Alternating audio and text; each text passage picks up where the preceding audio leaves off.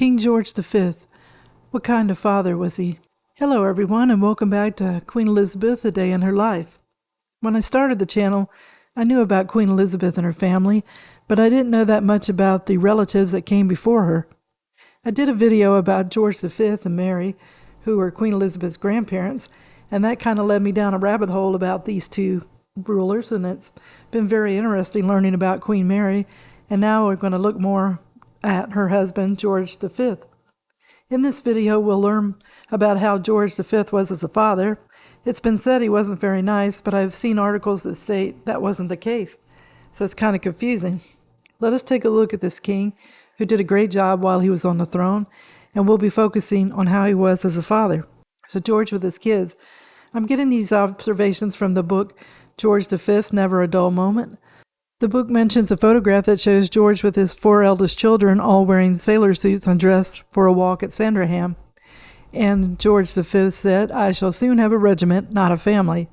And David said that we had a buttoned-up childhood in every sense of the word. So George showed his affection more easily than his wife May did, well, Queen Mary, as she became known later, and he enjoyed giving his children a bath. That said, he didn't visit the nursery at bedtime too often. The children, when they got older, were fearful of him because he was always teasing them. The thought he might have been a bully was an example.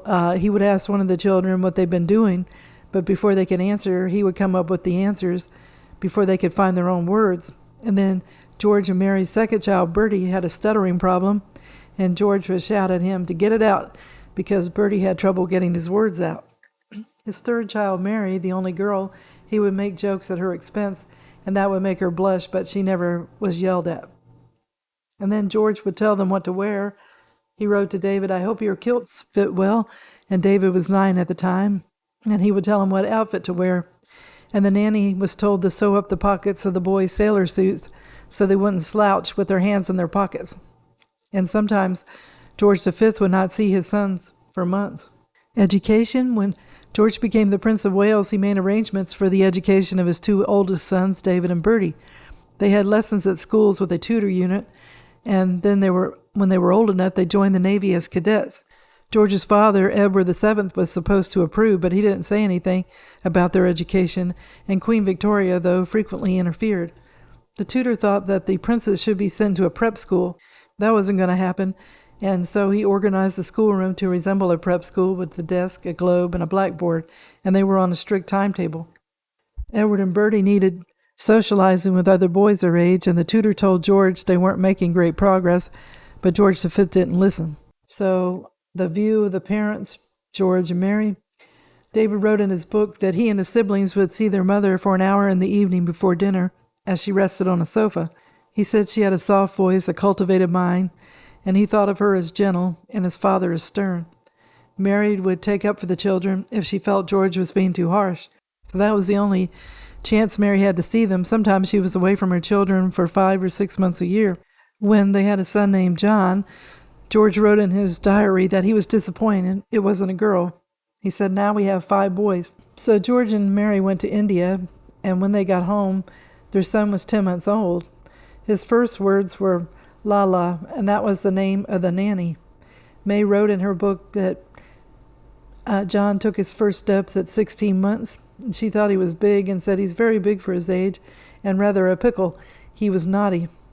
So David was making them proud. At the age of 13, he took an entrance exam for the Navy, and he did well. He didn't do as well at the public hall in London. He was tested with 100 other boys, and he failed the qualifying exam, scoring 291 out of 600. The math was a challenge for him. His marks were good enough, though, for him to be offered a place at Osborne, a naval college. So when Johnny was 4, that's the youngest son, he was diagnosed with epilepsy, and he seemed to have autism as well. He was in seclusion at York Cottage, but he was with other royal children. George and Mary didn't hide him away. They felt a household full of people would be too much for him, and that being alone and quiet would be better for him. So George and Mary's daughter, who was also named Mary, was George's favorite child. They would ride together before breakfast, and she had hay fever troubles, which made her feel miserable. She was the shyest of the children, Mary had to write to her daughter to be nice and sit next to her father. She did, but she didn't speak. George would get on David for smoking too much, and David was also thin at the age of 19, and he didn't have much of an appetite, and his eating troubles drew him and his mother closer. So let's see what George V's children thought about him. It's hard to find a lot of information, but here's a few things that I did come up with. George V admitted that he was tough, and he supposedly told the Earl of Derby, "My father was frightened of his mother, I was frightened of my father, and I'm damn well going to see to it that my children are frightened with me." There's no evidence of that quotation, though, anywhere. And it's funny that George V was so strict with his children because George V's father, Edward VII, was more permissive as a parent. And Bertie, also known as George VI, suffered a series of digestive ailments. It was knock-kneed, an abnormality that George fixed by forcing Albert to wear painful braces.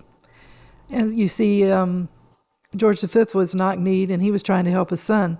And it worked because as an adult, he didn't have that trouble.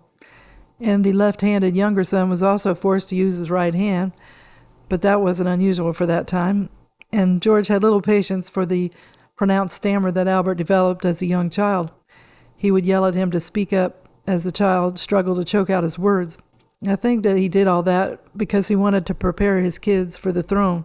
Well, the other brother, Prince Henry, thought his father was abusive, but letters show that he did love him. By 1909, Henry's poor health had become a serious concern for his parents. He was very small for his age and prone to very aggressive colds. You must remember that he's rather fragile and must be treated differently to his two elder brothers, who are more robust, wrote Prince George to Henry's tutor, Henry Peter Hansel. Henry was nervous, knock-kneed, and stammered just like his brother Bertie. The two oldest brothers weren't allowed to attend school, but George V was persuaded to let his third son, Henry, go. Prince Henry thus became the first son of a British monarch to attend school. After 3 days at St. Peter's Court in Broadstairs as a day boy, the tutor noticed that he liked it, and he asked the king to send him to a boarder, to which he agreed. Prince Henry thought his father was a terrible father, but letters show that his father did love him. In their younger years, there were happy times. Lady Bertha Dawkins wrote of her visit to the York Cottage at Christmas time. "I had to play accompaniments for comic songs sung by the Queen, Princess Mary, and the three princes till we went to bed. They did make a noise." The life at Buckingham Palace was dreary. Mary described those rather silent dinners when Papa would read the paper. And during World War I, Bertie was home on sick leave. He had burst an internal abscess, and it was discharging from the navel. And the doctors didn't feel it was right time to operate, and he was confined to bed. And George V would come and sit with him in his room. Johnny, the youngest son, had epilepsy, and he died when he was 13, after suffering a severe epileptic fit the night before. Mary and George went to where he was immediately, and Mary wrote to Bertie, her son, "It was a merciful release to the poor little soul of unrest, but simply heart-rending," and she felt stunned. Mary and George were very upset. It was a sad time. The king wasn't showing emotion. He had mixed feelings because he knew his son was suffering. He said that his son was quite happy, poor boy. Within days, he started shooting again, and Mary was glad to see her husband do that because she felt it was good for him and got him out. Well, to show the different personalities of Edward and Bertie and how they handled the news of John's death, Edward wrote a letter to his mom that upset her so much she got rid of it. Well, we don't know what was said exactly, but to a mistress, he had written the letter about his brother's death, saying that Johnny's death was the greatest relief imaginable and what we secretly prayed for. Johnny had become more of an animal than anything else. So he probably said the same thing to Mary, and she was so upset she didn't answer the letter. When David realized he had upset her, he wrote, "I feel such a cold-hearted and unsympathetic swine for writing all I did." So Bertie, her other son, was more sympathetic, and he wrote to Mary, "I could see from your letter that it upset you very much, and I don't wonder either. When I received the telegram from Papa, it upset me too, especially as I had not seen him since this time last year." So there seems to be mixed thoughts about George V as a father, but I think he knew his two oldest sons were going to be king. Well, he felt one was going to be king and one might become king, so he wanted to prepare them by making them strong and not to be swayed by people. And when they became adults, George V could tell that David wasn't going to be a good king. George told someone at court that should Edward become king, he would wreck the monarchy and the empire. And he also had told Prime Minister Stanley Baldwin, after I'm dead, the boy will ruin himself in 12 months. So George was right about that. But luckily his son Albert became a great king and helped save the monarchy during World War II. George was more loving when the children were younger, but he still wanted to raise his children in a formal style. And when his son George VI got married, he and his wife raised their children in a more affectionate way. His wife Elizabeth had a close-knit family, and that was a guide that they went by.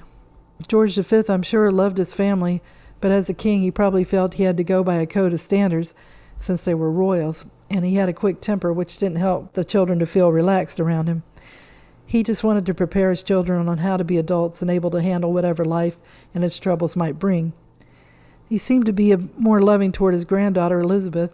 He saw that she had that special something at a young age and probably felt that she would be a wonderful queen. So I hope you enjoyed the video, and if you did, if you could give it a thumbs up, it would be greatly appreciated. And also click on the notification bell, and you'll find out whenever a new video is released. And I hope everybody's been having a good day. Tune in again soon for another episode of Queen Elizabeth, A Day in Her Life. Thank you.